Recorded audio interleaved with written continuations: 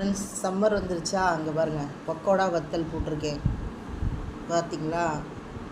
பக்கோடா வத்தல்னால் இதை சாப்பிட்டா பக்கோடா சாப்பிட்ற மாதிரியே இருக்கும். அதுக்கு காரணம் இதில் நம்ம போடுற வெங்காயம். இது என்ன அளவு சொல்கிறேன் பாருங்கள். பாருங்கள், ஒரு வத்தல்லையும் வெங்காயம் இருக்கும், பச்சை மிளகா இருக்கும், பூண்டு இருக்கும், இஞ்சி துண்டு இருக்கும், எல்லாத்துலேயும் இருக்கும் பாருங்கள். இதுக்கு என்ன அளவுன்னா, 1 கிலோ அரிசி எடுத்திங்கன்னா 1/2 கிலோ வெங்காயம் போடுங்க. அதுக்கு ஒரு 5-6 பெரிய பச்சை மிளகா, பெருசாக இருந்தால் ஒரு 5-6 பச்சை மிளகா பொடியாக நறுக்கி போடுங்க. இங்கே பாருங்கள், பச்சை மிளகா இருக்குது பாருங்கள். அப்புறம் பூண்டை 2 அரிஞ்சு போடுங்க. பெரிய பூண்டாக இருந்தால் பொடியாக அரிஞ்சு போடுங்க. அதுக்கப்புறம் இஞ்சி துண்டு, பூண்டு எல்லாம் கொஞ்சமாக போடணும். வெங்காயம் 1/2 கிலோ போடுங்க.